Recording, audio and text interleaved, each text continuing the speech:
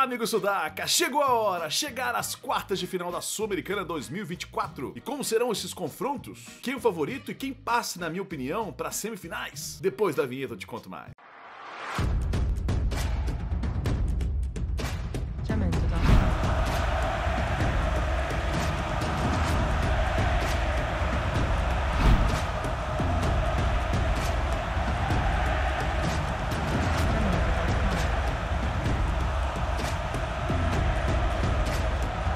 Pois é, amigos, vamos a mais uma análise desses confrontos aqui da Sul-Americana. Antes, vou me apresentar, se você não me conhece, eu sou Bruno Garcês, jornalista e especialista em futebol sul-americano, e este é o canal Sudaca Brasil, tudo sobre o futebol aqui no continente. Deixa o seu like, se inscreva no canal se você gostar dele, e aperte no botãozinho da campainha, você será alertado sempre que sair um vídeo novo aqui no canal. Inclusive o vídeo de previsões aqui de análise das quartas de final da Libertadores. Sairá nesses dias aí. Pois é, amigos, papai aqui gabaritou na última previsão, acertei 8 dos classificados. Estou brincando, tá? Não gabaritou nada não, nem papai. Pura sorte. Mas vamos analisar cada confronto dessas quartas. Lembrando, temos 4 brasileiros, 2 argentinos, 1 colombiano e 1 paraguaio. Vamos ao confronto entre brasileiros, então, entre Fortaleza e Corinthians. Jogão, hein? É o jogo que eu criei mais expectativa aqui, esse jogo. Pelo nível dos jogadores e o momento que vivem hoje. Um tá brigando pela liderança do Campeonato Brasileiro, tá muito bem na Sula. E já o outro tá se recuperando no Campeonato Brasileiro, sob nova direção. E vamos começar pelo Lion Fortaleza, o time do Nordeste que está fazendo mais uma grande temporada sob o comando de Vojvoda, este técnico argentino que mudou o clube desde que ele chegou em 2021. O time está bem no Brasileirão, disputando o título, com um jogo versátil que se destaca pela verticalidade, velocidade que ataca os adversários e seguro quando defende. Essa consistência que deixa o time disputando os 2 torneios em alto nível e se classificou na raça e técnica em cima do Rosário Central. Empate 1 a 1 na Argentina e depois 3 a 1 lá no Castelão. E virando o jogo com catimba argentina e tudo mais. O time mostrou casca de campeão e qualidade técnica, até porque era melhor que os canalhas também, né? De lá pra cá, o Lion venceu o Corinthians em casa, perdeu pro Botafogo fora de casa e depois voltou a perder pro Inter em jogo atrasado por 2 a 1, jogou fora, mas manteve a sua linha de jogo, não oscilou emocionalmente, pelo contrário, tá muito focado ainda nos 2 torneios.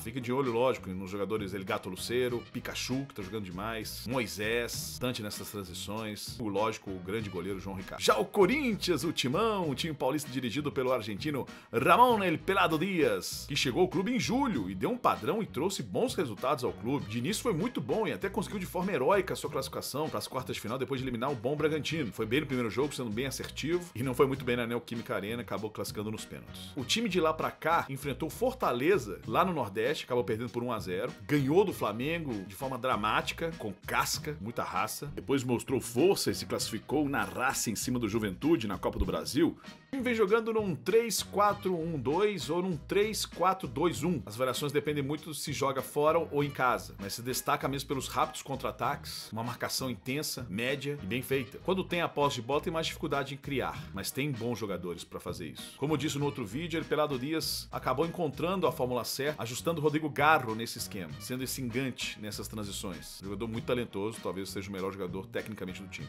E lógico, trabalhando muito com os alas. Trouxe nesse final de janela aqui de inverno o venezuelano José Martínez, um bom volante. Também teve a contratação mais atípica dessa janela, o holandês Memphis Depay. Já rodou por grandes da Europa e é da seleção holandesa. Pode contribuir muito para esse time. E o atacante espanhol Héctor Hernández, que fez muitos gols lá no Chaves de Portugal. Vocês têm que ficar de olho em Rodrigo Garro, craque do time. Thales Magno, que chegou nessa janela, mas já enfrentou o Bragantino. E o goleiro Hugo Souza, que tá pegando muito, muito. Amigo, para bater quem vai passar é um pouco complicado. Os dois se enfrentaram no Brasileirão logo depois da classificação das oitavas. E o Fortaleza venceu por 1 a 0. O jogo foi muito pegado na marcação e quando o Corinthians cansou e cedeu espaço, o Fortaleza foi lá, aproveitou e acabou fazendo 1 a 0. É por causa disso e de outros fatores que eu acho que o Fortaleza é o favorito e pra mim passa o time do Nordeste. Mas acredito num jogo bem disputado, com muita marcação, os 2 times tentando fechar os espaços o tempo inteiro, mas acredito que o Lion está mais preparado fisicamente e taticamente nesse embate de 180 minutos. É mais equilibrado, mais consistente, por isso passa o Fortaleza. Vamos ao confronto entre Atlético Paranaense e Racing de Avellaneda. Único confronto entre Brasil e Argentina aqui na competição, nessas quartas. E os 2 times chegam com os trabalhos dos seus técnicos muito questionados. Mas é Brasil e Argentina, times copeiros. Mas vamos começar pelo Racing. Sim, a Academia Los Celestes, o Racing da Avellaneda, time dirigido pelo ídolo do clube, Gustavo Costas, que vive um momento turbulento. Depois de resultados pífios e futebol pouco convincente, baseando muito na qualidade de seus jogadores, ele atualmente vive uma fase irregular. O time se classificou com muita folga contra o perdido Huachipato, sob nova direção, chegando a golear na Argentina. Passou essa impressão que o time tá voando, e não está, os jogadores foram fundamentais nessa classificação. Em contrapartida, vem jogando muito mal o campeonato argentino. O time de Costas joga num 4-2-3-1, pode variar muito para um 4-3-3 ou até um 4-4-2, mas o que realmente falta no time é profundidade. Quando pega um time bem organizado na defesa, faltam ideias, e o time fica refém da qualidade técnica dos seus jogadores para criar algo diferente, e por isso o Costas é muito questionado. Dos jogos da Sul-Americana pra cá, o time empatou o clássico contra o Independiente, e jogando mal mesmo com um jogador a mais. Não foi capaz de fazer um gol apenas. 0-0. Depois fez um jogo pífio com o Atlético Tucumã, perdeu por 1-0, perdeu muitos gols. Jogadores para ficar de olho tem que ser Maravilla Martínez, goleador, faz grande temporada. O meia da base, Baltasar Rodrigues, que por muito pouco já não foi nessa janela de inverno embora. Já indiquei no canal, muito bom jogador, meia completo. Torcer para que Roger Martínez, Almendra e Juanfer Quinteiro, que é bom jogador, mas oscila muito. Carboneiro, faça uma bela partida, oscilam muito nessa temporada.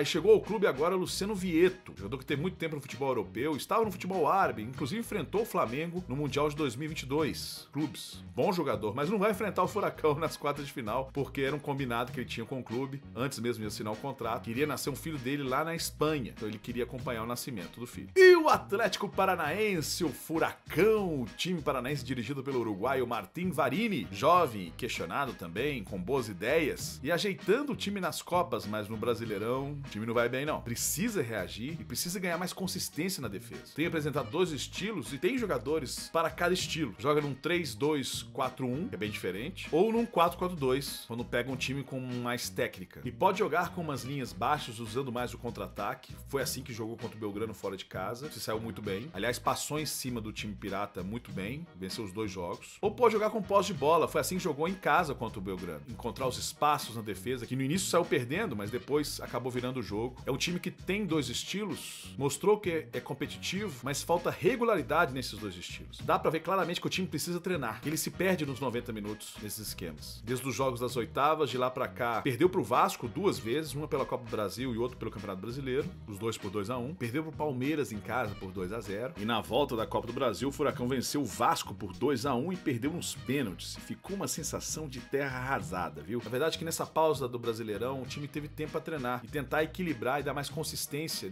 nesses dois estilos que o Atlético Paranaense tenta implantar. Os jogadores do Furacão tem. E trouxe Bruno Prachetes, que estava jogando no Vasco. Mas lógico, fiquem de olho em Fernandinho, Coelho, Canóbio, Mastriani e Eric. Neste confronto, eu confio mais no nível técnico dos jogadores do Furacão, que mesmo oscilando nesses dois estilos, eu acredito que passa o Atlético. Tem mais jogadores que desequilibram. E no confronto Cruzeiro e Libertad, esses dois times nunca se enfrentaram em torneios internacionais. Uma briga boa entre dois times cascudos. Acredito num jogo mais aberto entre esses dois. Mas vamos começar pelo Cruzeiro cabuloso. Time celeste dirigido por Fernando Seabra, técnico que chegou em abril ao Cruzeiro, com desconfiança da torcida e foi conseguindo uma boa campanha no Brasileirão. Com um time razoável, com bons resultados. Teve uma queda, mas com a chegada de alguns reforços e depois de eliminar o grande Boca nas oitavas em jogos bem complicados, o time está recuperando a confiança. Em alguns momentos desse jogo com os chinenses, o time mostrou muita força e por isso que conseguiu a classificação, principalmente no jogo aqui no Mineirão. Mas acabou vencendo nos pênaltis, com um jogador a mais. O time de lá pra cá enfrentou o Internacional duas vezes, perdeu fora de casa e empatou em casa, sim, os dois jogos contra o Codolado Gaúcho, e depois venceu o Atlético Goianiense no Mineirão sem muita dificuldade. O time oscila durante os 90 minutos,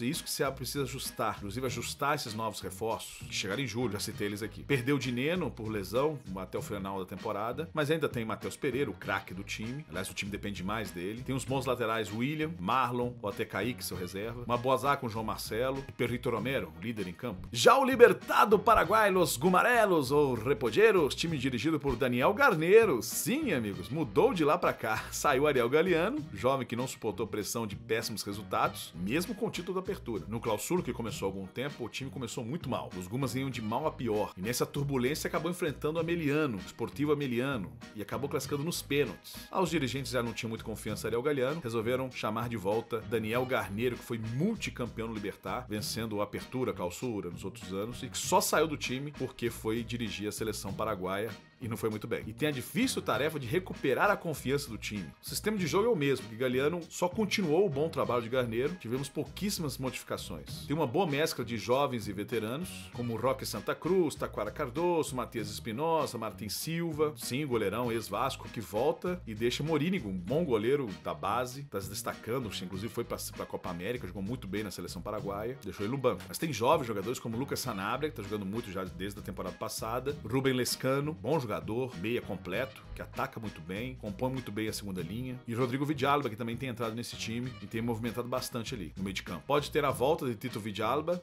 grande jogador da temporada 2023, nos destaques, muito habilidoso, arisco, e o cabeludinho Ivan Franco, que fez um bom primeiro semestre. E lógico, uma característica de Garneiro, que foi de Galeano, utilizar muitos laterais, principalmente quando joga em casa, quando ataca o adversário. Mas quando joga fora de casa, sabe armar um bom contra-ataque. Pelo menos eu consegui ver isso em muitos jogos do Garneiro, em que jogou Libertadores, torneios internacionais, e disso o argentino conhece mais de tática. Galeano é um bom técnico, mas precisava de mais rodagem. Mas de lá pra cá, venceu o 2 de maio por 2-0, sem muita dificuldade, empatou com o Sportivo Luquem 1-1, perdeu por General Cabadeiro 1-0, ganhou o Santani pela Copa Paraguai por 1-0, jogando pro gasto. Depois pegou o Sol de América e saiu com a vitória por 1-0, mas não jogou bem de novo não, sem profundidade no time. Neste confronto, acho que passa Cruzeiro, amigo. Garneiro é um bom técnico, mas não sei se terá tempo suficiente para armar um time bem competitivo e neutralizar as principais armas do Cruzeiro, que tem um bom elenco e um padrão de jogo mais consistente. Limitado, mas mais consistente.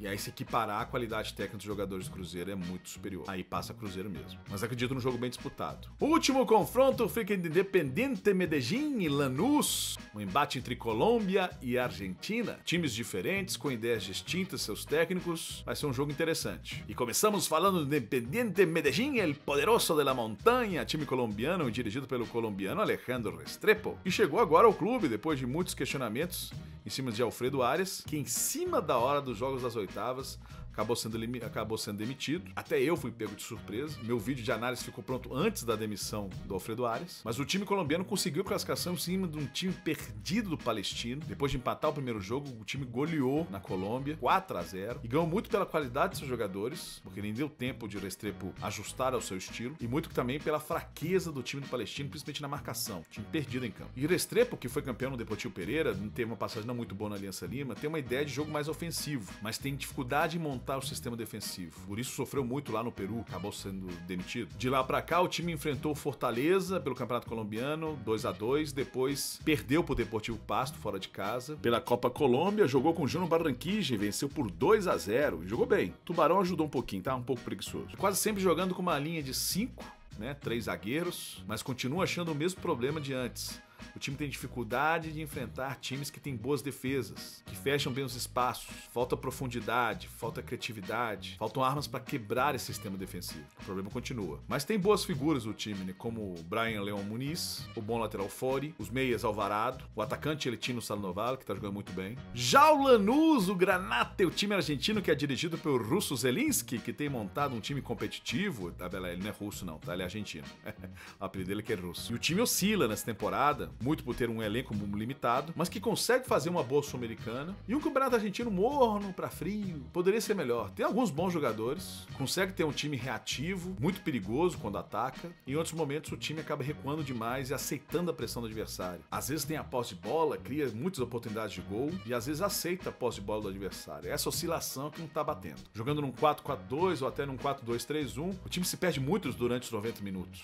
E um cenário que tem se repetido muito é que o time vai lá, consegue construir muitas jogadas de ataque, tem posse de bola, faz o gol e depois o time recua e tenta jogar nos contra-ataques, mas não consegue sustentar esse jogo e ampliar o placar. Mas na Sul-Americana eliminou muito bem a Liga de Quito, venceu por 3-1 em casa, por isso que eu tô te falando, o time oscila muito. De lá pra cá, enfrentou o Sarmiento, 0-0 jogando mal, depois empatou 1-1 com o Godoy Cruz, até fez um bom primeiro tempo, depois recuou demais, acabou tomando empate. Depois enfrentou o União Santa Fé na sexta-feira com um time misto e empatou em 1-1. De reforço teve a volta de Penha, Felipe Biafore Penha, que estava no River Plate, não foi tão bem aproveitado, está de volta ao clube, bom volante, bom jogador, mas vai ter que desbancar Gonçalo Pérez. Tá jogando muito bem, distribui muito bem o jogo, ele que veio do Liverpool do Uruguai. E tem que destacar o lateral Morgantini, pela direita, Tuto Salvio, o zagueiro Esquerdós, muito bom no jogo aéreo, o atacante Walter Bow, e lógico, né, o craque disparado disparado, melhor jogador do time, Marcelino Moreno. Mesmo oscilando durante uma partida, ele é decisivo pro time. É o jogador a ser marcado. Pois é, amigos, nesse confronto eu vou apostar no Lanús. Mesmo oscilando, tem mais recursos. E é mais time tecnicamente que o Medellín. E vamos ser sinceros, só passou porque a chave era muito fácil. O Palestino tava perdidinho. Então, pra mim, passa Granata e passa o Lanús. Então, amigos, assim ficaram as minhas semifinais da Sul-Americana, segundo as minhas previsões aí. Mas aí, qual seria a sua previsão? Quem passa para as semifinais da Sul-Americana 2024? Deixa nos comentários. E lógico, peço mais uma vez para deixar o seu like, se inscreva no canal, é importante para a gente continuar crescendo. Falta muito pouco para os 30 mil, amigo. Vamos lá, me ajuda nessa. Muito obrigado pela audiência, fique com Deus, tchau, tchau.